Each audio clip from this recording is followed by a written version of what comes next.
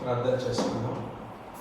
తండ్రి, పరలోకమందున్న మా తండ్రి, మీకు వందనాలు ప్రభా. యేసయ్య, పరిశుద్ధాత్మ దేవుడా, మీకు వందనాలు. మీకు ప్రభా, ఇప్పటి వరకు నా తండ్రి అయ్యా మీ సన్నిధిలో మీ వీడియోలో మేము చేరి ప్రభు ఆరాధించుకుంటూ స్థుతించడం ఇచ్చిన కృప దయని బట్టి మీకు వందనాలు ప్రభా. అయ్యా కీర్తన భాగంలో పెద్దలకు హెచ్చరికల ద్వారాను అయ్యా తండ్రి సంఘాన్ని మమ్మల్ని బలపరిచినందుకు వందనాలు. ఆరాధన ద్వారా మహిమ పొందినట్టు మీకు వందనాలు. సాక్ష్యాల ద్వారా కూడా మహిమ పొందినందుకు మీకు వందనాలు ప్రభా. అయ్యా మమ్మల్ని అందరినీ మీ హస్తాలకు అర్పించుకున్నాను. మరి సరే అయ్యా మీ రక్తంలో శక్తి పరుస్తుంది మమ్మల్ని మా దోషాలను క్షమించండి. ఈ పరిశుద్ధాత్మని ఇప్పుడు తండ్రి మీరే మాకు కావాల్సిన వర్తమాన్ని అందించండి, ఆశీర్వదించండి, బలపరచమని యేసు క్రీస్తు నామములో వేడుకుంటున్నాం తండ్రి. ఆమేన్. హల్లెలూయా. పరిశుద్ధ బైబిల్ గ్రంథము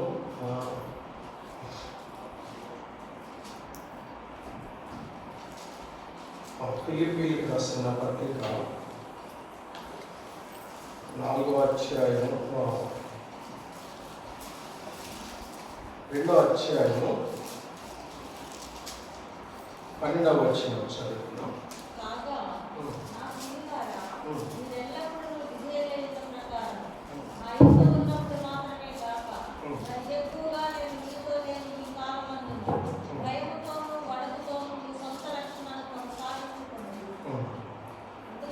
చాలు. హల్లెలూయా. దేవుడా, ఇక్కడ మళ్ళా చదండి.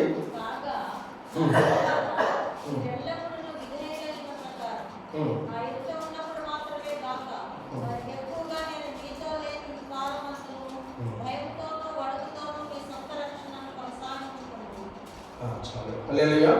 దేవుడా, అపోస్తలుడైన పౌలు గారు ఇక్కడ సంఘానికి, ఫిలిప్పీయులకు రాసిన సంఘానికి చెప్తూ వర్తమానము.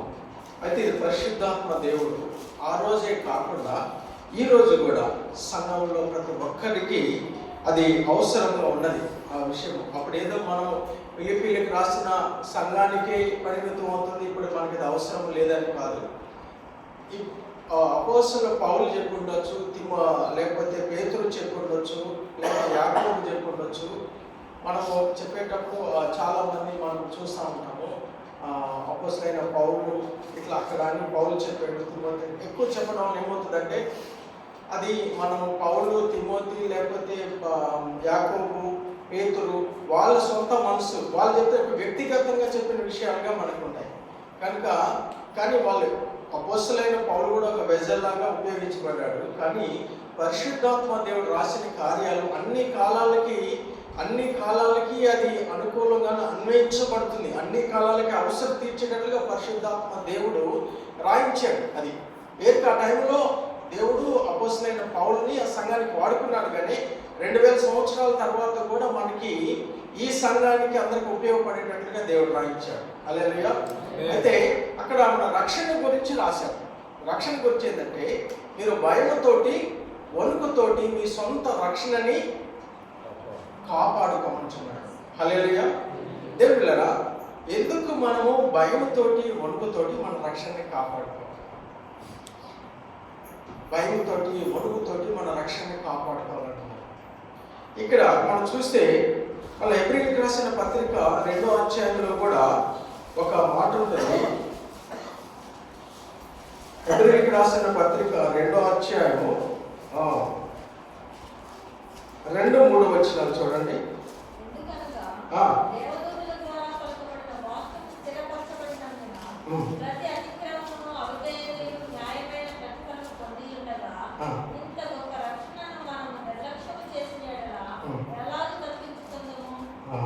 హల్లెలూయా.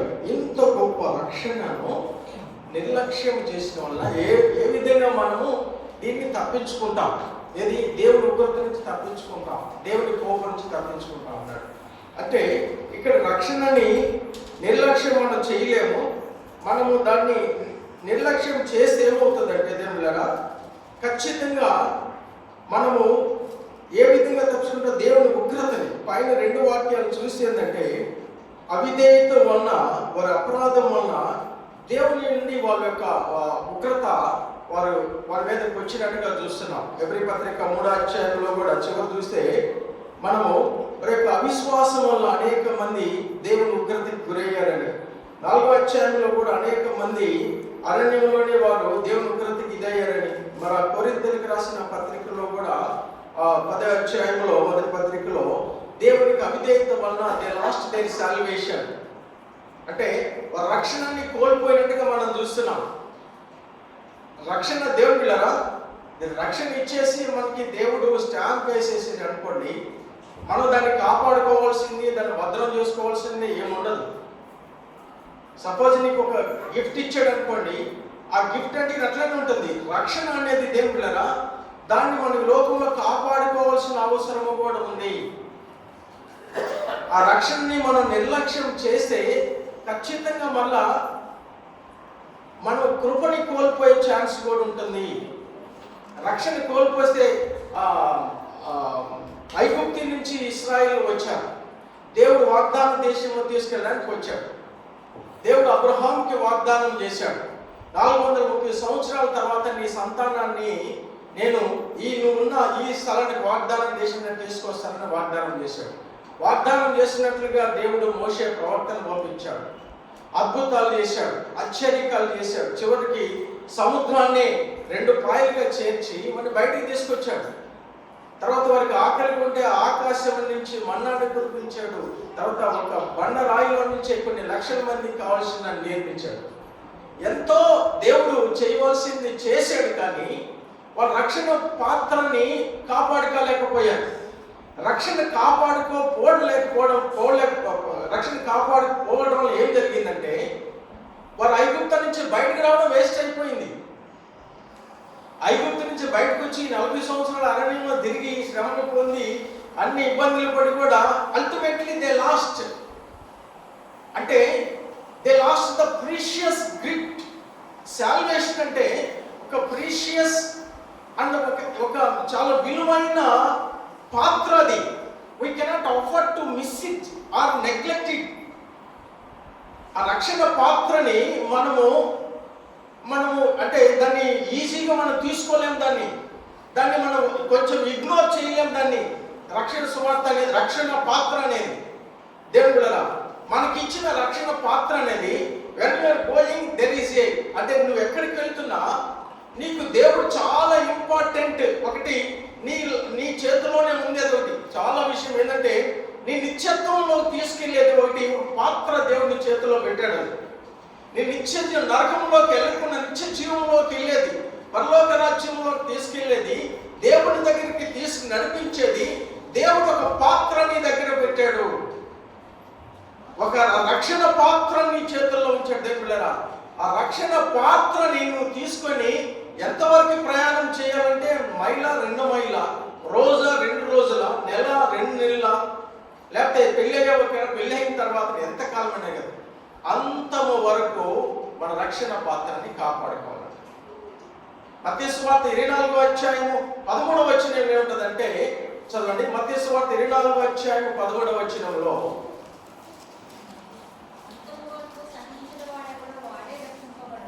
అంతము వరకు సహించబడిన వాడు రక్షించబడు. హల్లెలూయా. దేవుని బిడ్డలారా, ఈ వర్తమానము ఇది రక్షణ పొందిన వారికి నేను చెప్తున్నాను. రక్షణ విలువని గురించి కూడా చెప్పాలని నేను ఆశపడుతున్నాను. We should know what is the precious. నీకు ఏది విలువైనది తెలిస్తే దాని కొరకే నువ్వు దానికి ప్రాధాన్యత ఇస్తావు నీ జీవితంలో. దాని కొరకు నీ యొక్క విలువైన దాన్ని నువ్వు ఇస్తావు. హల్లెలూయా.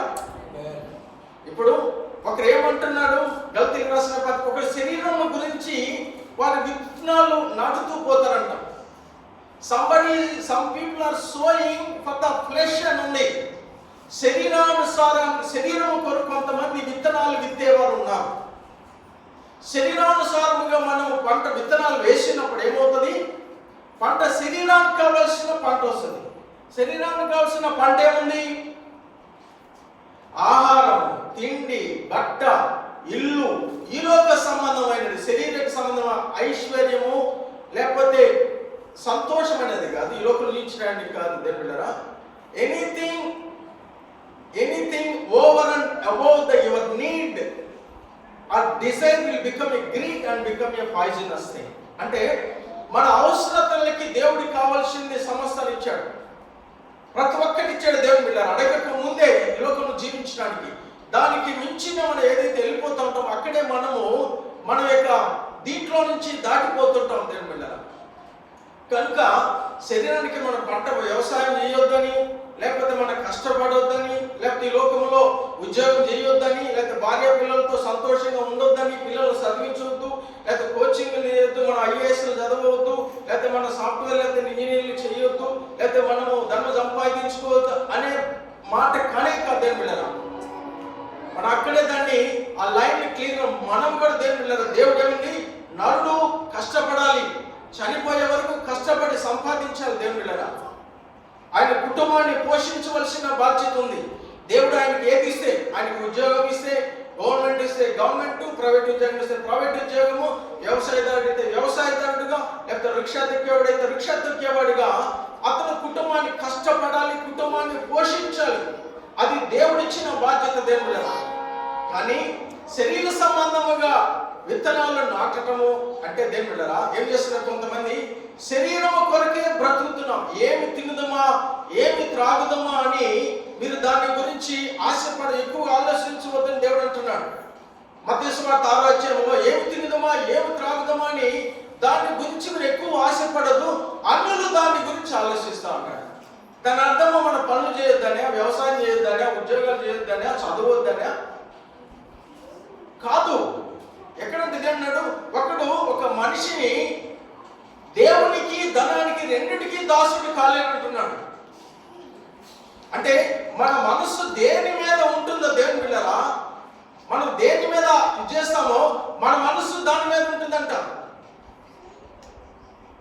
ఇప్పుడు నువ్వు దేవుని ఎక్కువ ప్రేమిస్తున్నావు అనుకో, నీ మనసు దేవుని మీద ఉంటుంది. ఒకడు ధనాన్ని ప్రేమించాడనుకో దేవుని పిల్లరా, వాడి హృదయం అంట ధనం పైన ఉంటుందని ఉంది. 7వ అధ్యాయం మత్తయి సువార్తలో వాడి హృదయము డబ్బుల పైన ఉంటుందట. సో మనం ఏంది, we cannot serve both two gods. రెండింటిని మనము ఆరాధించలేము, పూజించలేము. అంటే దేవుణ్ణి ధనాన్ని రెండు పూజించలేము అన్నాడు దేవుని మీద. అంటే ధనము కూడా ఒక గాడ్ అయిపోతుంది కొన్నిసార్లు. మేమనంటే ఒక దేవతలాగా అయిపోతుంది ధనము కూడా. అందుకే మన అన్యులను చూస్తూ ఉంటాం. ధనం అనేది ఒక దేవత పేరు చెప్పేసి ఆ దేవతని వాళ్ళు ఆరాధిస్తారు. అన్యులు ఆ విధంగా చేస్తారు అని మత్తయి సువార్త 6వ అధ్యాయంలో ఉంది. నాట్ యూ, మీరు అడగక ముందే తండ్రికి తెలుసు అంటున్నాడు దేవుడు. కనుక మన జీవితంలో మనం క్లియర్గా మనం ఏమైంది, ఎప్పుడైతే మనము యోహాను సువార్త 3వ అధ్యాయం ప్రకారముగా యేసుక్రీస్తుని అంగీకరించామో, బాప్టిజం నీటి బాప్టిజం తీసుకున్నామో, పరిశుద్ధాత్మ ద్వారా తిరిగి జన్మించినప్పుడు ఏమవుతుంది, శరీరానుసారముగా జీవించిన మనిషి కాకుండా ఆత్మానుసారముగా మనం జీవిస్తున్నాం. రోమపత్రిక 6వ అధ్యాయం ప్రకారం ఎప్పుడైతే యేసుక్రీస్తులో బాప్టిజం మనం తీసుకుంటున్నామో, నువ్వు యేసుక్రీస్తుతో సిలువలో మృతుడు అవుతున్నావు. You are dead along with the Christ in the baptization. You are being buried.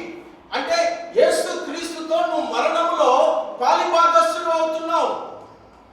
అదే 6వ అధ్యాయంలో అన్నాడు, ఒకసారి శరీరానికి నువ్వు మరణించావు, యేసుక్రీస్తు పునరుత్థానుడితో నువ్వు లేచి బ్రతికున్నప్పుడు నువ్వు శరీరానికి శరీర కార్యాలకి దాసుడివి కాదు అంటుంది. హల్లెలూయా. దేవుడా, మనకి విడుదల వచ్చినప్పుడు, మనము విడుదల వచ్చినప్పుడు, శరీరం సిలువలో మరణించినప్పుడు యేసుక్రీస్తు మన పైన మరణము అధికారము కొట్టివేయబడింది, పాపం అధికారం కూడా కొట్టివేయబడింది. దేవుడా, పాపం అధికారము కొట్టివేయబడింది. దాని నుంచి ఆత్మ ద్వారా మనకి విడుదల కలుగుతుంది. కనుక దేవుడా చూడండి, పాపం నుంచి మరణం నుంచి కూడా రక్షణ పొందిన వారికి విడుదల కలిగింది ఒకసారి. దానికి మన పైన ఇంకా అధికారం లేదు దేవుడా. అంటే ఆ కీర్తన 83వ కీర్తనలో 6వ వచనంలో ఏముంటుందంటే, నరులందరూ వెళ్ళే మార్గంలో మనం వెళ్తాం, నరులందరూ వెళ్ళే మార్గంలో వెళ్తాం. వాళ్ళలాగానే మనము కష్టాల్లో కానీ, శ్రమల్లో కానీ, జలుబు రావడం, జ్వరము లేదా రోగాల్లో అన్నింటిలో నరులు వెళ్ళే మార్గంలో మనం వెళ్తాం. వాళ్ళలాగానే మనకు కూడా మరణం వస్తుంది. మనకి రక్షణ అనేది ఆత్మకి దేవుని బిడ్డ. నిత్యత్వంలోకి వెళ్ళేది ఆత్మ. రక్త మాంసములనే ఈ రక్త మాంసములనే ఈ పరలోకాన్ని స్వతంత్రించుకోలేవు. అందుకే యోహాను సువార్త 6వ అధ్యాయము 57వ వచనంలో దేవుని బిడ్డలారా, శరీరానుసారమైన దాని గురించి చదవండి. 6:57 మాట. 57.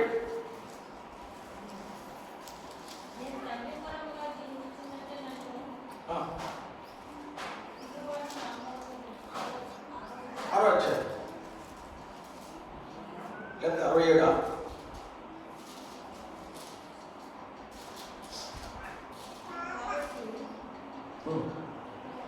6వ అధ్యాయం 27వ వచనం చూడండి ఒకసారి.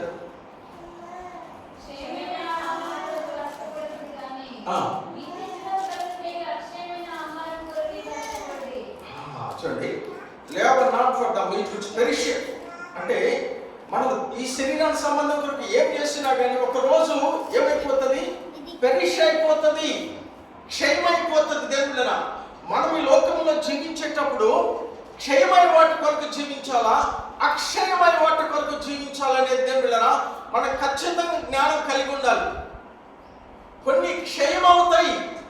ఈ లోకంలో ఉన్న దేవుడు సృష్టి ఏదైతే ఉందో అన్ని, భూమి, ఆకాశము, సూర్యుడు, చంద్రుడు, నక్షత్రాలు, ఈ లోకంలో చూస్తున్న గాలి, నీరు, పంచభూతాలు వేంద్రముగా లైవ్ అవుతాయి అంటే ఒకరోజు.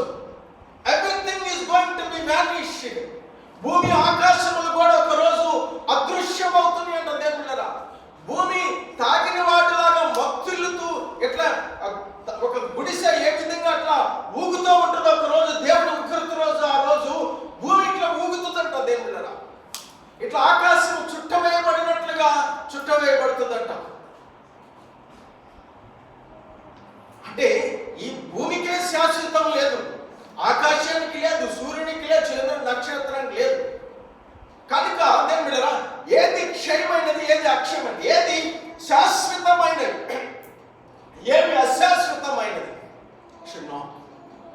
నీవు ఎప్పుడైతే ఏది నీ దృష్టిలో ప్రీషియస్ అని ఏది తెలుసుకుంటావో, ఏది విలువైనది, ఏది ఖ్యాతి అయినది, ఏది నాణ్యమైనది, ఏది మేలో, ఏది మంచిదో, ఏది దేవుడికి ఇష్టమైనదో దేవుని బిడ్డలారా నువ్వు నిజంగా గ్రహించుకున్నప్పుడు దాని కొరకు నువ్వు జీవిస్తావు, దాని కొరకు ఆరాటపడతావు, దాని కొరకు నిద్రాహారం లేకుండా నువ్వు పోరాడతావు, దాని కొరకు చనిపోయే వరకు దేవుని బిడ్డ ప్రాకులాడి అది సాధించడానికి ముందుకెళ్ళిపోతావు. హల్లెలూయా. ఏది మనం ప్రాధాన్యతగా పెట్టుకున్నామో దాని మీదనే మనం మనసు ఉంచుకుంటాం. మన పిల్లలు ఎక్కువగా ప్రేమించామనుకో మనసు దాని మీదనే ఉంటుంది. యేసయ్యని ఎక్కువగా ప్రేమించామనుకో, దేవుడి మందిరాన్ని ఎక్కువగా ప్రేమించామనుకో, దేవుడి బిడ్డలు ఎక్కువగా ప్రేమించామనుకో, దేవుడి వాక్యాన్ని ఎక్కువగా ప్రేమించామనుకో, దాని కొరకు నువ్వు జీవిస్తావు. దేని కొరకు మనం జీవిస్తున్నాం, దేని కొరకు జీవించాలి అనే దేవుళ్ళరా. ఇదిగో మనము ఎక్కడ ఒక మాట ఉంటుంది, ఆ ఇర్మియాకు పురాతన మార్గంలో నిలబడి మీరు వెళ్ళవలసిన మార్గం ఏదో ఆలోచించుడి అంటున్నాడు తండ్రి. ఒక రోజు వస్తుంది, క్రాస్ రోడ్స్ దగ్గర మనం నిలబడాల్సి వస్తుంది. ఏ డైరెక్షన్ లో, ఏ మార్గంలో వెళ్తే మనం సరైన గమ్యానికి వెళ్తాం, ఏది మనల్ని సరైన గమ్యానికి తీసుకెళ్లే మార్గము, ఏది నిజమైన మార్గము, ఏది మన ఆత్మకి నిజమైన మంచి మార్గం అని తెలుసుకోవాలి పిల్లరా. మనము ఇంకా చిన్న బిడ్డల్లాగానే, ఎబ్రీ పత్రిక 5వ అధ్యాయం చివరి అంటాడు, మనం పాలు తాగేవారి లాగానే ఉండొద్దు అంటున్నాడు. ఎదిగిన వారిలాగా ఉండాలి, ఎరిగిన వారిలాగా ఉండాలి. నువ్వు పాలు తాగే బిడ్డగా ఉన్నంత కాలము దేవుని బిడ్డరా నువ్వు ఈ రాజ్యానికి వారసుడు అయి ఉండొచ్చు, నువ్వు రాజు కుమారుడు అయి ఉండొచ్చు, రాణి కుమారుడు అయి ఉండొచ్చు, కానీ నువ్వు పసిబాలుడిగా ఉన్నంత కాలము ఆ వాగ్దానాన్ని స్వతంత్రించుకోలేవు. వాగ్దానాన్ని నువ్వు రాజు కుమారుడే, కానీ ఆ రాజ సింహాసనాన్ని లేక రాజ్యానికి నువ్వు అధికారిగా ఉండాలంటే, ఆ రాజు తర్వాత అంత వాడిగా కావాలి, ఆ రాజ్యానికి నువ్వు రారాజుగా రావాలి అంటే దేవుడిరా నువ్వు పసిబాలుడుగా ఉన్నంత కాలము ఆ వాగ్దానాన్ని స్వతంత్రించుకోలేవు. బాలుడు అంట దాసుడు లాగానే. గలతీ పత్రిక 4వ అధ్యాయంలో ఉంటుంది, మొదటి 2-3 వచనాల్లో అది ఉంటుంది దేవుడిరా. బాలుడంట, దాసుడి అంట. వాడు ఎప్పుడైతే ఎదుగుతాడో, అంటే ఆత్మీయంగా ఎప్పుడైతే ఎదుగుతాడో వాడు వాగ్దానాన్ని స్వతంత్రించుకుంటాడు. మన వాగ్దానాన్ని స్వతంత్రించుకోవాలి. దేవుడిచ్చిన వాగ్దానం, అబ్రహాముకి ఇచ్చిన వాగ్దానము దేవుడు మనకు అడగకుండానే ఇస్తున్నాడు. గలతీ పత్రిక 3వ అధ్యాయం ప్రకారం 18 ప్రకారము యేసుక్రీస్తు శాపగ్రస్తుడయ్యాడు. ఎందుకు? శాపము నుంచి మనకు విడిపించాడు. మరణం నుంచి, పాపము నుంచి, మరణం నుంచి, శాపము నుంచి కూడా ప్రభు మనం విడిపించాడు. ఎందుకంట మాను మీద వేలాడిన వాడు శాపగ్రస్తుడట. మనల్ని అబ్రహాముకి ఇచ్చిన వాగ్దానానికి ఆశీర్వాదంగా చేయడానికి ఆయన శాపగ్రస్తుడయ్యాడని ఉంది. హల్లెలూయా. అంటే మన శాపాన్ని మోసి నిజంగా మారు మనసు పశ్చాత్తాపంతో కూడిన రక్షణ కానీ నువ్వు కానీ పొందుకుంటే, నిజమైన బాప్టిజం తీసుకుంటే, నిజంగా పాపము జీవితాన్ని, పాత జీవితాన్ని యేసుక్రీస్తుతో సిలువలో పూడ్చిపెట్టి ప్రభువుతో నూతన జీవితాన్ని ఆయన పునరుద్ధారణ ఆత్మలో జీవించినట్లుగా నువ్వు కూడా ఆత్మానుసారంగా ప్రభువుతో జీవిస్తే దేవుడా ఈ లోకాన్ని నుంచి నువ్వు జయించినట్లు అవుతుంది. వాగ్దానాలన్నిటినీ నువ్వు స్వతంత్రించుకుంటావు. శరీరానుసారంగా నువ్వు ఆలోచించవు. దేవుడిచ్చిన వాగ్దానము మన మీదకి రావడానికి అది దేవుడి డ్యూటీగా ఉంది.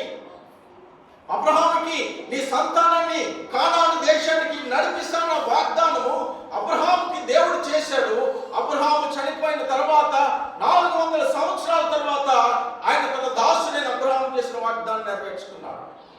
దావీదుకి శాశ్వత కృప చూపిస్తా అన్నాడు. ఆయన సంతానాన్ని జ్ఞాపకం చేసుకుంటా అన్నాడు. దేవులరా, దావీదు చనిపోయిన తర్వాత కొన్ని 100 సంవత్సరాల తర్వాత కూడా ఆయన సంతానాన్ని దావీదు చూడలేదు, కానీ దావీదు చెప్పిన మాట నెరవేర్చుకున్నాడు.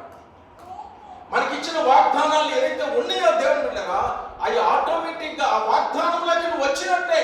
ఎప్పుడైతే నువ్వు రక్షణలోకి వస్తావో, మానవ మనసు పొంది ప్రభు యొక్క వెలుగులోకి వస్తావో, దేవుని సంఘంలో యేసుక్రీస్తు శరీరంలో నువ్వు ఐక్యపరచబడతావో, యేసుక్రీస్తు యొక్క సంఘములో ఆయన యొక్క శరీరంలో నువ్వు పాలిభాగస్తుడవుతావో, ఆయన రక్తాన్ని తిని ఆయన శరీరాన్ని తాగి ఆయన బిడ్డగా అవుతావు. దేవుడరా, దేవుడు దాచి ఉంచిన మేలు, దేవుడు నీ కొరకు ఏదైతే వాగ్దానం చేసి ఉన్నాడో దేవుడరా నీకు తెలియని కూడా.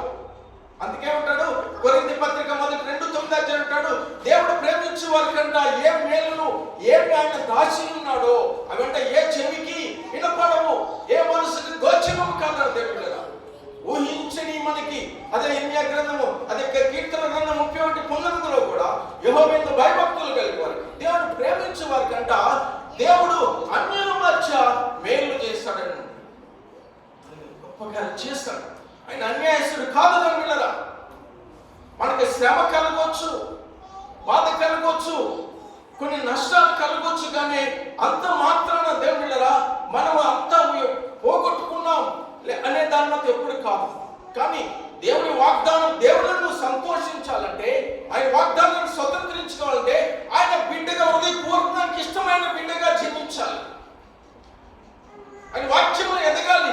తండ్రికి నాకు వేరే ఉండి మీరు ఏమి చేయలేరని యోహాను సువార్త 15:6 ఏమన్నాడు? నాకు వేరే మీరు ఏమి చేయలేరు. ఆయన ఏమంటుంది? ఆ ద్రాక్ష చెట్టులో ఆ కొమ్మ ఉండాలంట, అప్పుడేది ఫలిస్తుంది.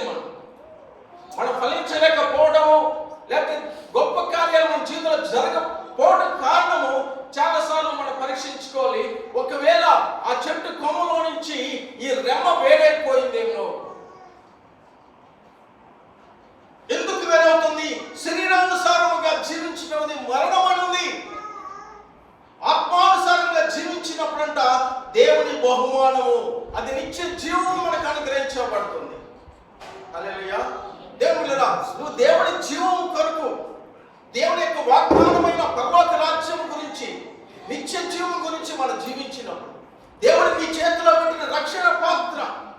దావీదే అన్నాడు కన్నీళ్ల నుంచి నా కన్నులను, జారిపోకుండా నా పాదములను, మరణం నుండి నా ప్రాణాన్ని తప్పించాడన్నాడు. రక్షణ అంటే ఏంటంటే ఆయన చెప్తున్నాడు రక్షణ పాత్ర గురించి, కన్నీరు నుంచి తన కన్నులను కాపాడి, అంటే ఈ లోకంలో బాధలో అవమాన దుఃఖములో నుంచి ఆయన విడిపించాడు. తన పాదం తొట్టిల్లకుండా ఆయన కాపాడు. ఈ లోకంలో శోధనలు, ఇరుకులు, ఇబ్బందులు అనేకమైన వచ్చినప్పుడు వాడి నుంచి కాపాడాడు. ప్రాణాన్ని కాపాడాడు. నా విమోచించాడు. 103 దావీదుకి అంటాడు, delivered my soul from the grave అంటాడు. అంటే ప్రాణాన్ని విమోచించడం, ప్రాణాత్మ శరీరానికి విడుదలే రక్షణ పాత్ర. ఆ రక్షణ పాత్రను తీసుకొని ఏమంటున్నాడు ఆయన, నేను అందరి ముందు, పరిశుద్ధుల ముందు నేను రక్షణ పాత్రను తీసుకొని దేవుని ఆరాధిస్తాను అంటున్నాడు. సాక్ష్యం చెప్తానన్నాడు దేవుడు. రక్షణ పాత్ర మనకిచ్చింది చాలా విలువైనది. దేవుడరా, మనకిచ్చిన రక్షణ అనేది, అందుకే చదవండి ఒకసారి మత్తయి సువార్త 16వ అధ్యాయము 24వ వచనం నుంచి చదువుతాం.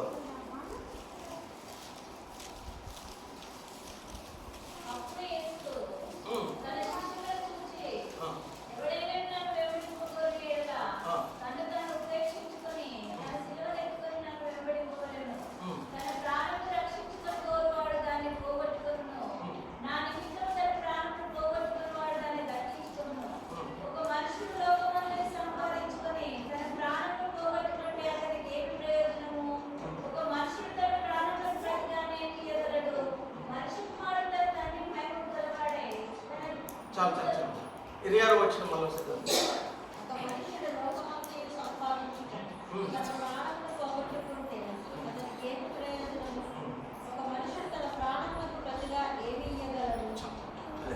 ఒక మనిషి తన ప్రాణానికి ప్రతిగా ఏమి ఇవ్వగలడు అంటే, ఇక్కడ ఒక ఆత్మ విలువ దేవుడు చెప్తున్నాడు, ఒక ప్రాణం విలువ దేవుడు చెప్తున్నాడు. అంటే లోకాన్ని అంతా సంపాదించుకొని మనకి ఇస్తే దేవుడు ఒక మనిషి ప్రాణాన్ని పెడుతున్నాడు. ఈ ప్రాణం యొక్క విలువ దేనితోటి అంటే, నువ్వు లోకమంతా సంపాదించుకున్నా కానీ ఈ ఆత్మని రక్షించలేదు దాని అర్థం. ఒకడు లోకమంతా మన మన మన దేశంలో, మన ప్రపంచంలో సంపాదించి కోట్లు సంపాదిస్తున్నారు. అయ్యే 1,00,000 తరాలు కూడా ఎక్కువైపోతుంది. అంత సంపాదించి కూడా కొందరు తమ ఆత్మలను పోగొట్టుకుంటున్నారు, తమ ప్రాణాన్ని పోగొట్టుకుంటున్నారు. దేవుడా, అంటే ప్రభు ఏమంటున్నాడు అక్కడ, ఒకరంట తన ప్రాణాన్ని రక్షించుకోవాలని అనుకున్నవాడు పోగొట్టుకుంటాడంట. పర్లేదు ప్రభు కొరకు అనుకున్నవాడు రక్షించుకో. మనము రక్షణ విలువ మనం తెలుసుకోవాలి. మనకి బట్టలు, బంగారు విలువ తెలుస్తుంది, బట్టల విలువ తెలుస్తుంది, మనం కట్టుకునే అన్ని విలువలు, వస్త్రాలు, వీటన్నిటి విలువలు, కార్ల విలువలు, ఇల్లు, అన్ని స్థలాలు, అన్ని విలువలు మనకు తెలుస్తాయి. వాటి కొరకు మనం ఎంత అంటే, లోకము దాని కొరకే దృష్టి, దాని కొరకే బ్రతుకుతుంది, అదే గమ్యముగా ఉంది అంటాడు. కానీ దానికంటే విలువైనది ఆత్మ అనేది, రక్షణ అని ఇక్కడ ప్రభు చెప్తున్నాడు. ఒక సొంత ఆత్మను పోగొట్టుకుంటే ఏ లాభం? మా అపార్ట్మెంట్లో మొన్న పోయిన 2 వారాల క్రితము, 3 వారాలు మా అపార్ట్మెంట్ హైదరాబాద్లో మనం చూశారు, అందరు చాలా మంది వచ్చారు కదా. అది ఫ్లాట్లు దాదాపు 230 ఫ్లాట్లు ఉన్నాయి దాంట్లో, ఒక అపార్ట్మెంట్లో. అది దానికి కమిటీ ఉంటుంది కదా. కమిటీలో ఈ కరోనా వచ్చిన టైంలో అందులో సెక్రటరీ, ప్రెసిడెంట్, ఒక అతను యంగ్ మ్యాన్, 35 సంవత్సరాలు అతను సెక్రటరీ, ఇంకొకరు ప్రెసిడెంట్. ఇల్లు అతను ఎంత చేసాడంటే, కరోనా వచ్చిన తర్వాత ఒక్క చిన్న చీపురు పుల్ల బయటకు వెళ్ళడం కానీ, లోపల రావడం కానీ అంత కంట్రోల్ చేసేసాడు. ఎవరైనా మాస్క్ పెట్టుకోకపోతే చాలా గొడవలు పెట్టేసేసేవాడు. చాలా భయంకరమైన పరిస్థితులు వచ్చినాయి. ఎవరు పని మనుషుల్ని, పాపం వృద్ధులు ఉన్నారు, చాలా మంది ముసలి వాళ్ళు ఉన్నారు, విధురాలు ఉన్నారు, వాళ్ళు చేసేవాళ్ళు లేదు. ఎవరైనా పని చేసి సహాయం చేయడానికి వాళ్ళు రానివ్వడం లేదు, ఎవరిని పోనివ్వడం లేదు. ఏమైనా పిల్లలు బయటకు వస్తే ఎవరిని ఉండడానికి లేదండి. అంటే అన్ని చోట్ల జరిగింది. ఇక్కడ ఎక్కువ అతను దాన్ని ఇంపోజ్ చేశాడు. చివరికి మాస్క్ లేకపోతే పెనాల్టీ అని మొత్తం కొన్ని ₹100 ఏదో పెనాల్టీ అని దాంట్లో అది అపార్ట్మెంట్ ఇది వాట్సాప్ ఉంటుంది కదా, గ్రూప్లో పంపించాను. నేను అందుట్లో మెసేజ్ పెట్టాను. నేను ఇంతవరకు దేవుడి దగ్గర మన అపార్ట్మెంట్లో ఏం రాలేదు, అన్ని చోట్ల వచ్చింది, మన దగ్గర రాలేదు. కానీ పెనాల్టీ అంటే మనం ఒక లివింగ్ అట్మాస్ఫియర్లో బ్రదర్లీ ఉల్లో ఉన్నాం. పెనాల్టీ అంటే మనము ఒక పోలీసు లాగానో గవర్నమెంట్ లాగానో అన్ఆథరైజ్డ్ పవర్ని మనం చేయడానికి ట్రై చేస్తున్నాం. వేరే వాళ్ళని బాధ పెడుతున్నాం. మనం ఒకరిని పెనాల్టీ ఇవ్వడం అంటే చాలా తప్పు. పెనాల్టీ తప్పు చేసినప్పుడే అది చాలా అంత గ్రేవ్ అఫెన్స్. మీరు మెయింటెనెన్స్ సెక్రటరీగా ఉన్నప్పుడు మీరు లిమిట్స్ క్రాస్ అయిపోతున్నారని నేను పెట్టాను. పెడితే అతను ఇంత పొడిగిన మెసేజ్ పెట్టాడు, అట్లా ఇట్లా అది మన ఇండియా వాళ్ళకి అది రాలేదు, పోలీసులు అది మామూలుగా చెప్తే విన్నరు, అది దాన్ని ఏదో చాలా రఫ్గా మెసేజ్ పెట్టాడు. అది చాలా గొడవైంది. అట్లా చివరికి ఎన్నిళ్ళు అంటే పిల్లలు కూడా ఆడుకోనివ్వకుండా డిసెంబర్ వరకు కూడా ఎవరిని బయట రానివ్వకుండా చేశాడు. చాలా కంట్రోల్ చేశాడు, టఫ్గా బిహేవ్ చేశాడు. అందరూ భయపడారు. ఎక్కువ మంది నార్త్ ఇండియన్స్ ఉన్నారు. అట్లా ఇదైపోయింది. మొన్న పోయిన 2 వారాల క్రితము అతను ఎప్పుడు బుల్లెట్ మీద తిరుగుతూ ఉంటాడు. బుల్లెట్ మీద వెళ్తూ సూర్యాపేట వెళ్ళాడు. ఆయన ఆ జాబ్లో ఫార్మసిటికల్ అట్లే చేస్తున్నాడు. కోదాడికి దాకా వెళ్ళేటప్పటికి బుల్లెట్ అతను ఇంకోటి ఉన్నాడు. అక్కడికి వెళ్ళేటప్పటికి డివైడర్ దగ్గర మొత్తం వెనక కారు గుద్దేసేసి డివైడర్కి ఇతను గుద్దాడు. డివైడర్ గుద్దటంతో హెల్మెట్ ఉంది, ఫుల్ ఫ్లెడ్జెడ్, కానీ అక్కడున్న ఆ డివైడర్ రాడ్ వచ్చేసి కరెక్ట్గా మెడ కోసేసి స్పాట్లోనే చనిపోయాడు. 35 సంవత్సరాలు చిన్న పిల్లలు. వాళ్ళు భీమవరం రాజులు కావాల్సిన కొన్ని 100 ఎకరాల పొలాలు ఉన్నాయి. అంటే దేవుళ్ళదా అంత పొలం ఉంది, ధనం ఉంది, తెలివి ఉంది, అధికారం ఉంది, అన్నీ ఉన్నాయి. సోషల్గా ఈ లోకంలో కావాల్సిన అన్నీ ఉన్నాయి. మాస్క్ పెట్టుకోవద్దని అట్లా చేశాడు. కానీ ఎటుకుండా చనిపోయాడు. కరోనా వల్ల కాదు. అంటే జరిగింది ఏంటంటే దేవుళ్ళరా కొంతమంది లోకానుసారముగా మనుషులాగా మనం ఆలోచించొద్దు. మనం ప్రాణాన్ని కాపాడుకోవాలి అంతమందిని భయపెట్టేసి నేను చేశాడు. చివరికి లాస్ట్ ఈజ్ ఓన్ సోల్. ఎందుకంటే క్రిటిసైజ్ చేయట్లేదు, కానీ వాళ్ళు అన్యులు తెలియదు. వాళ్ళకి దేవుని ఎరిగిన వారికి కనుక దేవుడు వాళ్ళకి అదే ఇది అనుకుంటారు, శాశ్వతం అనుకుంటారు. మనం ఇందాక చూసాము మళ్ళా చదువుతుందండి.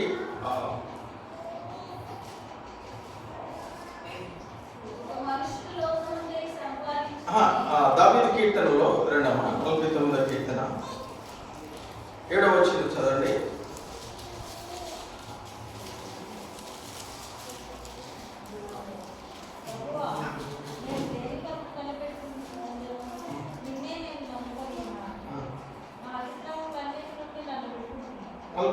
దావీదు కీర్తనలో 7వ వచనం నుంచి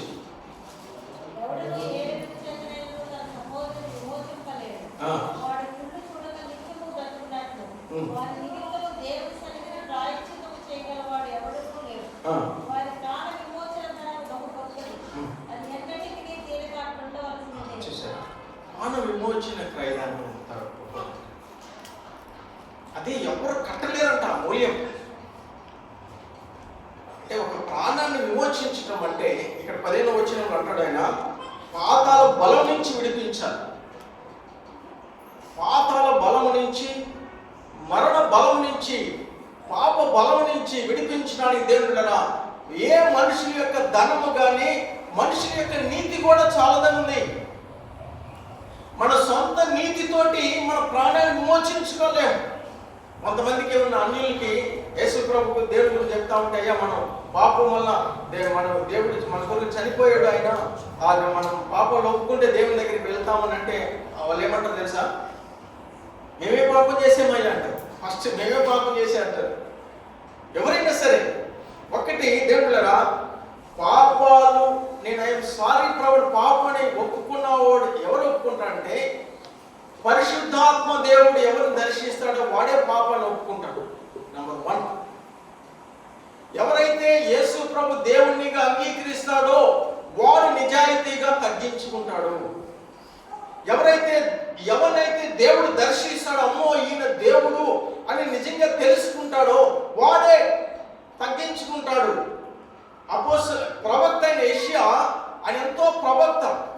ఆయన దేవుడు కనిపించినప్పుడు, దేవుడు పరలోక దర్శనాన్ని సింహాసనం చూసినప్పుడు, అయ్యో నేను పాపం పెదవులు కలిగిన వాడిని, నేను అపవిత్రమైన పెదవులు కలిగిన వాడిని అంటున్నాడు. అంటే మన స్వభావం ఏంటో, మన పాపం అనేది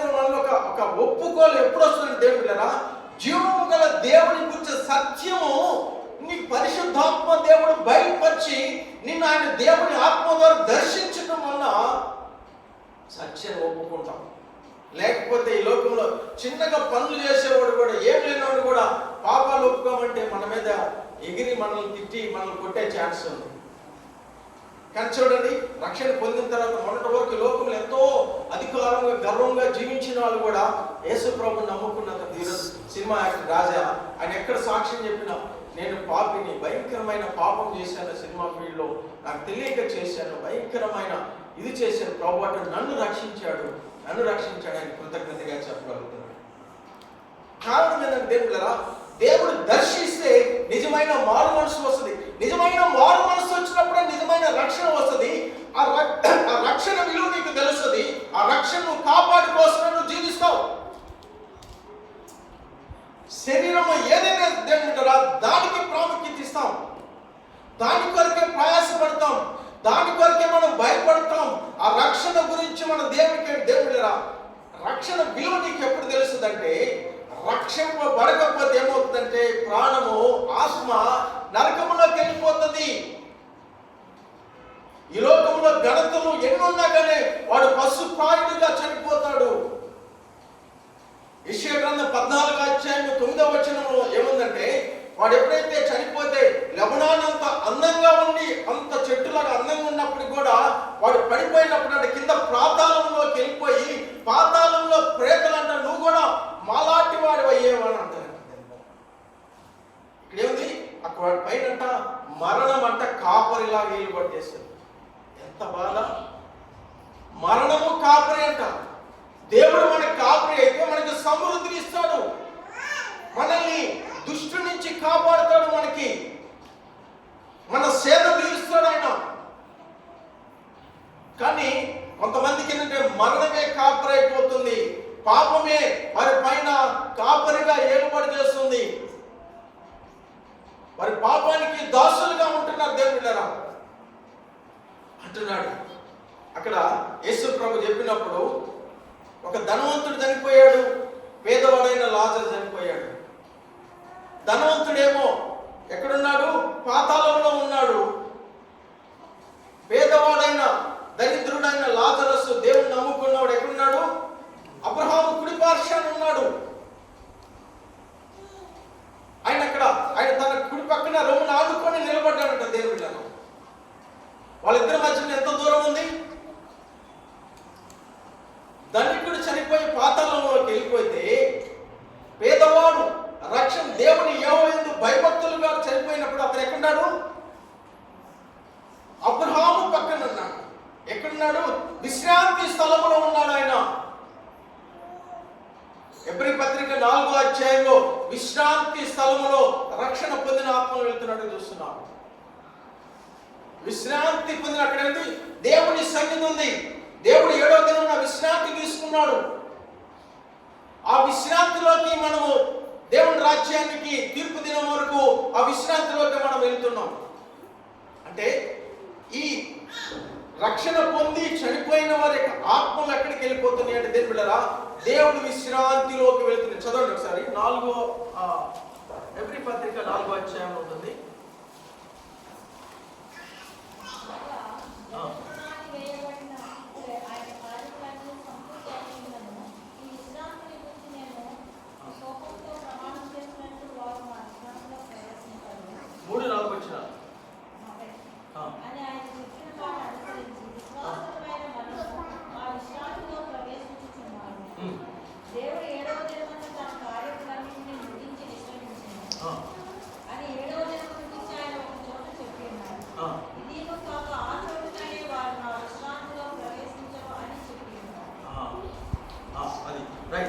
తర్వాత వేరే విషయం అది.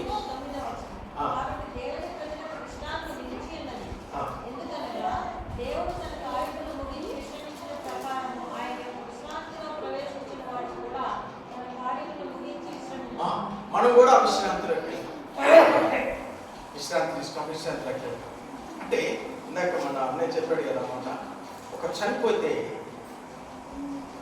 చనిపోతే దేవదూతలు వస్తారు. ఒక చనిపోయినప్పుడు ప్రాణం ఆత్మ తీసుకెళ్ళడానికి సాతాను వస్తున్నాడు. యూదా పత్రికలో మోషే చనిపోయినప్పుడే ఏమైంది?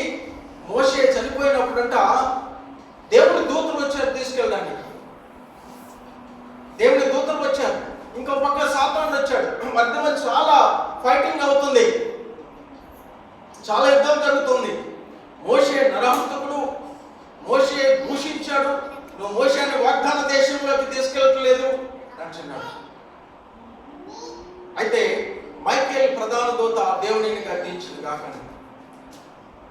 అది చదవండి, జకర్యా గ్రంథం 3వ అధ్యాయము 1-2 వచనం చదవండి.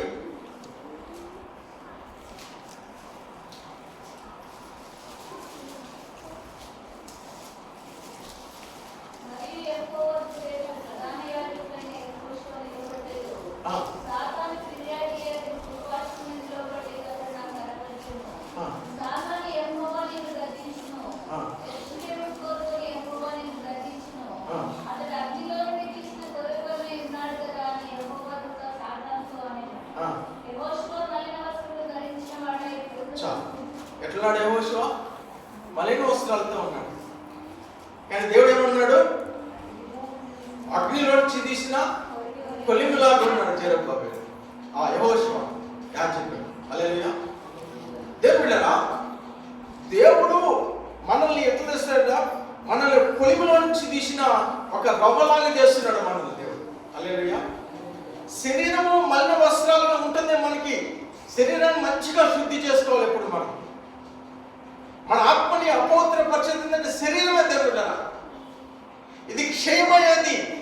దీన్ని ఫీడ్ చేయడానికి, ఈ శరీరాన్ని పోషించడానికి, ఈ శరీరాన్ని తృప్తిపరచడానికి, ఈ శరీరాన్ని సుఖపరిచి, ఈ శరీరాన్ని పల్లకిలాగా మోసి దేవుళ్ళరా ఏం చేస్తున్నారు? అనేక మంది ఈ శరీరానికి దాసులైపోయి వాళ్ళు కష్టపడి పుట్టినప్పటి నుంచి చచ్చిపోయే వరకు వాళ్ళు నాటిన విత్తనాలన్నీ, వాళ్ళు నీరు పోసింది, నారు పోసింది అంతా శరీరానికే ఏమవుతుంది? అది క్షయమైపోతుంది. అది ఈ క్షయమయ్యే దాని కొరకే మనం జీవిస్తే దేవుళ్ళరా, దీని కొరకే మనకు 100 రూపాయలు ఉన్నాయనుకోండి, 100 రూపాయలకు 99 రూపాయలు శరీరానికి పెట్టి 1 రూపాయి నువ్వు ఆత్మ గురించి పెడితే నువ్వు ఎట్లా నీ ఆత్మ లాస్ట్ వరకు కాపాడుకుంటావు? ఓకే, నువ్వు 99 రూపాయలు పెట్టావు, నీ 1,00,000 రూపాయలు వస్తాయి, 1,00,00,000 రూపాయలు వస్తాయి. నువ్వు చచ్చిపోయే ముందు నీ మనవలు మనవరాలకి పిల్లలకి అందరికీ ఫుల్ మంచి బంగ్లా నుంచి పోతావు. కానీ నువ్వు దేవుడికి ఎంత ఇన్వెస్ట్ చేసావు? నీ ఆత్మకు 1 రూపాయినే, 1 రూపాయితో చివరి వరకు ఉంటుందా? మధ్యలో ఎక్కడ ఉలిక్కిపడి ఎక్కడ ఊడిపోతుందో. అంటే దేని కొరకు మనము రక్షణ విలువ దేవుళ్ళరా. రక్షణ అనేది ఒకటి ఏ నరుడు చేయలేనిది. మనుషుల వల్ల, మనుషుల యొక్క నీతి వల్ల, మన యొక్క మంచి పనుల వల్ల చేయని కార్యము. ఏ సహోదరుడు తన స్నేహితుడిని ప్రాణాన్ని విమోచించలేడు. వాడి ప్రాణ విమోచన క్రైదనము చాలా గొప్పది అంటున్నాడు దేవుళ్ళరా. అది ఎప్పటికీ తీరదు అంటారు. అది ఎందుకంటే అది తీరదు, దాని క్రైదనము చాలా ఎక్కువ. ఒక ఆత్మని ఇక్కడ పెడితే దేవుళ్ళరా, దాన్ని విమోచించాలంటే ఈ లోకంలో ఉన్న 700 కోట్ల మందిని తీసుకొచ్చి పెట్టినా కానీ ఒక్క నరుని ఆత్మ విడిపించలేరు వీళ్ళు. దాన్ని విడిపించాలి అంటే దేవుళ్ళరా, దాన్ని విడిపించటానికే యేసు ప్రభువు ఏమంది? ఆయన తన్ను తాను అప్పగించుకున్నాడు. He gave himself as a ransom for the deliverance of the soul of the man. అంటే మొదటి తిమోతి పత్రిక 2వ అధ్యాయము 3-4 వచనం ప్రకారం, 4వ వచనం ప్రకారం చూడండి. మొదటి తిమోతి పత్రిక 2వ అధ్యాయము 3-4 వచనాల ప్రకారం చూడండి.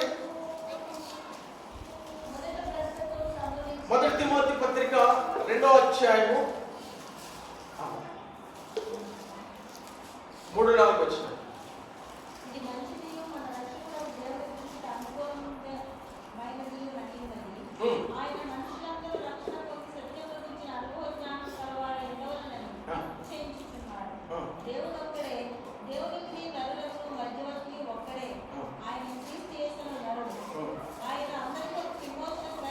అందరి కొరకు విమోచన క్రైదనం తన్ను తాను సమర్పించు. రోమపత్రిక 3వ అధ్యాయం 23-24 వచనం చూడండి. రోమపత్రిక 3వ అధ్యాయం 23-24 వచనం.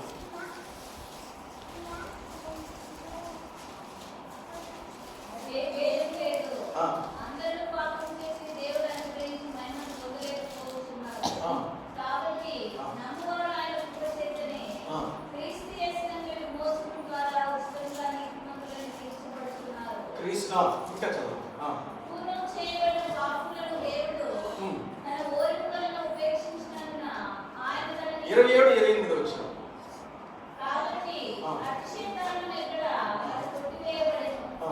ఎట్టి న్యాయము బట్టి కొట్టివేయబడెను. క్రియా న్యాయమును బట్టి కాదు, విశ్వాస న్యాయమును బట్టి కాగా, ధర్మశాస్త్ర సంబంధమైన క్రియ లేకుండా విశ్వాసంతోనే మనుషులు నీతిమంతులుగా తీర్చబడుతున్నారని ఎంచుకున్నాను. దేవుడు యూదులకు మాత్రమే దేవుడా, అన్నిటిలో చాలా మొదటి యోహాను పత్రిక 2వ అధ్యాయము 2వ వచనం చూడండి.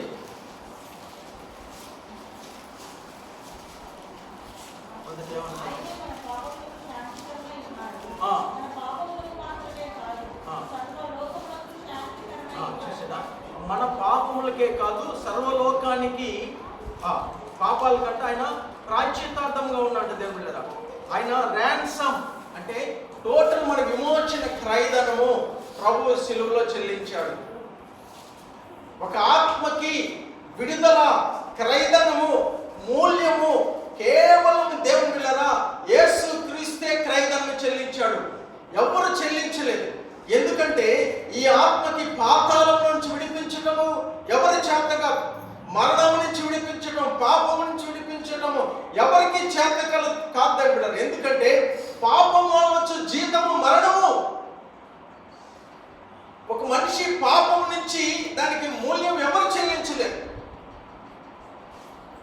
దేవుడు దేవుళ్ళరా మన ఆత్మను విమోచించాలంటే, మన ఆత్మను విమోచన ఏమొచ్చిందంటే మనకి దేవుళ్ళరా మనకి మన ప్రాణము, ఆత్మ, శరీరం అన్నిటికీ విడుదల వచ్చింది. మనకి ఒక బాండేజ్ నుంచి మనం బయటకు వచ్చాం. ఎంతమంది అన్నాడు, మీరు భయపట్టుటకు దాస్యపుత్ర ఆత్మ కాదు కానీ మీరు దత్తపుత్ర ఆత్మను పొందుకున్నారు అన్నాడు. We are delivered from the bondage of the fear. భయపడ ఆత్మ నుంచి మనం విడుదల పొందుతున్నాము రక్షణ పొందడం వల్ల. అంటే ఆ రక్షణ యొక్క దేవుడు రక్షింపబడకపోతే దేవుళ్ళరా భయంకరమైన నరకంలోకి మన ప్రాణం వెళ్ళిపోతుంది అని 49వ అధ్యాయం దావీదు కీర్తనలో చూస్తున్నాం. దాన్ని ఎవరు విమోచించలేరు పాతాళ బలంలో నుంచి. భయంకరమైన దేవుళ్ళరా మన లోకస్వార్త 16 ప్రకారం చూస్తే ధనవంతుడు లాజరస్ మధ్య ఎలా ఉందంటే పాపం వల్ల చనిపోయిన అతను పాతాళంలో ఉన్నాడు. అక్కడ భయంకరమైన దేవుళ్ళరా ఆయన నీరు కూడా లేకుండా ఎంతో ప్రాణమంట బాధపడుతూ ఉన్నాడు. ఆయన he was being tormented అని ఉంది. ఆయన హింస పొందుతున్నాడు. అక్కడ అనేక మంది రక్షణ లేకుండా చనిపోయిన వాళ్ళు లోకం భయంకరంగా పాతాళంలోకి వెళ్ళిపోతున్నట్లు మనం చూస్తున్నాం. కటికి చీకటిలోకి వెళ్ళిపోతున్నారు. నీళ్లు లేని స్థలంలోకి వెళ్ళిపోతున్నాయి ఆత్మలు. దేవుళ్ళరా అర్ధాంతరంగా అనేక మంది చనిపోతున్నారు. దేవుడు అందరికీ ఆయుసు సంపూర్ణంగా ఇస్తాడు. దేవుళ్ళరా ఏ ఆత్మ నశించడం దేవుడికి ఇష్టం లేదు. ఏదైతే ఆయుష్ ఇస్తున్నాడో అది అందరికీ ఇస్తున్నాడు. కానీ కొంతమంది మధ్యలోనే ఆ వయసు అది ఆయుష్ ప్రాణము పోతుంది. అది కొంతమందికి ఆయుష్ ఉన్నప్పటికి కూడా దేవుళ్ళ కొంతమంది చనిపోతున్నారు. చనిపోయిన వాళ్ళు కొంతమంది దేవుళ్ళరా రక్షణ కాపాడుకొని దేవుడి దగ్గరికి వెళ్తున్నారు. రక్షణ పొందని వాళ్ళు దేవుళ్ళరా దాని విలువ తెలుసుకోలేని వాళ్ళు ఈ లోకంలో ఎంత ఐశ్వర్యం సంపాదించుకున్నా నరకంలోకి వెళ్ళిపోతున్నారు. దాన్ని తప్పించుకోలేకపోతున్నారు. ఎవరు ఆ బలం నుంచి ఎవరు తప్పించుకోలేకపోతున్నారు. ఆ వేదనల నుంచి, పాతాల వేదనల నుంచి ఎవరు తప్పించుకోలేకపోతున్నారు. దేవుళ్ళరా అదెంత భయంకరమైనది. ఎస్కేల్ గ్రంథం 32వ అధ్యాయము 26-27 చూడండి ఒకసారి, ముగిస్తాను నేను. ఎస్కేల్ గ్రంథం 32వ అధ్యాయం 26-27 వచ్చిందాం.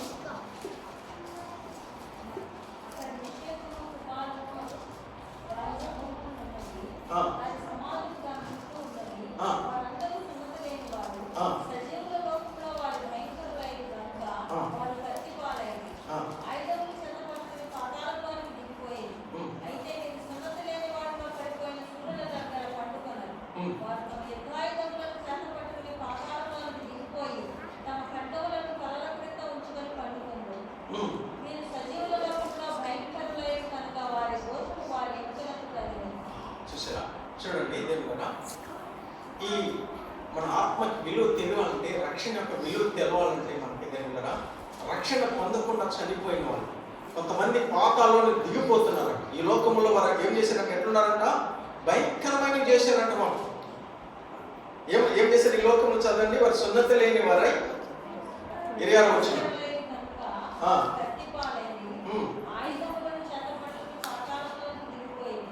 వాళ్ళు ఎంతో ఈ లోకంలో గొప్ప కార్యాలు చేశారంట. ఇప్పుడు అలెగ్జాండర్ ద గ్రేట్ ఉన్నాడు. ఈ లోకంలో ఎంతో మంది రాజులు ఉన్నారు, ఎంతో మంది బలశాలులు ఉన్నారు, అనేక మంది గొప్ప వాళ్ళు ఉన్నారు, ధనులు ఉన్నారు. వారి కానీ ఏం చేశారు? సున్నతి లేదంటే రక్షణ లేని వారు ఏం చేస్తున్నారు? పాతాళంలో దిగిపోతున్నారు. దిగిపోయంట ఈ లోకంలో మైటీ పీపుల్ వాళ్ళు ఏం చేస్తారంటే తల కిందంట వారు ఆయుధాలు పెట్టుకొని ఉంటారంట. పాతాళంలోకి వెళ్ళిపోయిన తర్వాత దాని ఆయుధం ఏం పని చేస్తుంది అంటే, నువ్వు ఎంత బలాఢ్యుడు అయినా, నువ్వు ఎంత కత్తి సాగు చేయగలిగిన వాడు అయినా కానీ, నువ్వు సున్నతి లేని వాడు అయితే, రక్షణ లేని వాడైతే ఏమవుతుంది? పాతాళంలోకి దిగిపోతావు అంటుంది. ఆ పాతాళంలో దిగిపోయి ఆ కత్తి ఇక్కడ తల కింద పెట్టుకొని పడుకుంటావు దీనిలాగా. కానీ నువ్వు బ్రతికున్నప్పుడు చేసిన పాపం అంట పాతాళంలో ఎముకల్లో ఉంటుందంట. అంటే పాపం అంట మనిషిని వదిలిపెట్టదు చనిపోయినా కానీ. పాతాళంలో కూడా వాడు ఎముకల్లో ఉంటుంది. ఎప్పుడో తీర్పు దినం వరకు ఉంటుంది. అగ్ని లేచినప్పుడు పోతుంది. అంత పాతాళ బలము, మరణ బలము నుంచి దేవుడరా విడిపించబడటమే రక్షణ.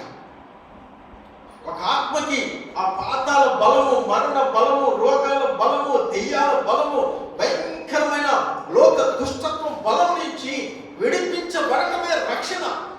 దాన్ని విడిపించడానికి శక్తిమంతుడు, దాన్ని విడిపించడానికి శక్తిమంతుడు, సమర్థుడు ఒక్కడే, ఆయన యేసు ప్రభు.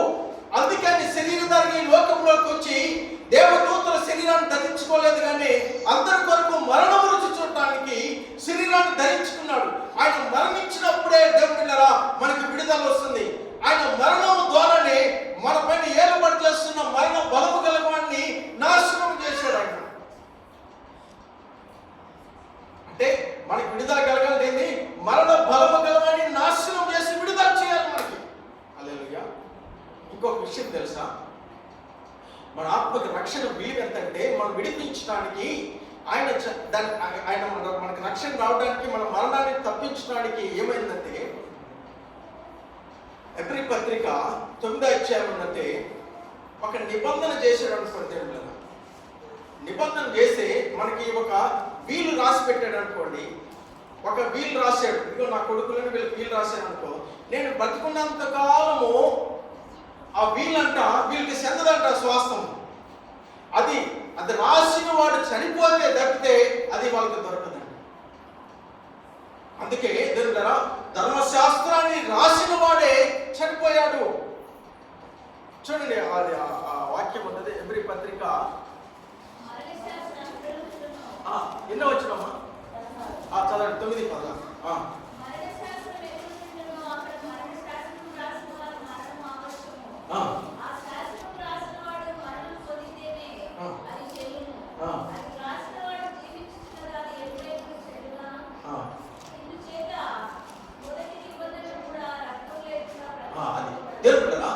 అంటే ప్రభు ఆయన మనకి ఏదైతే స్వాస్థాన్ని రాసిచ్చాడో, భూమి పునాదులు వేయబడకుండా మనకి ఏదైతే వాగ్దానం చేశాడో, ఆ వాగ్దానం మనం స్వతంత్రించుకోవడం కోసం దేవుడరా ఈ లోకంలో దేవుడు ఆయన అన్ని కార్యాలు చేశాడు. మన కొరకు చనిపోవలసి వచ్చింది. ఆయన ధర్మశాస్త్రం యొక్క అధికారం నుంచి కూడా విడిపించడానికి ఆయన చనిపోవాల్సి వచ్చింది.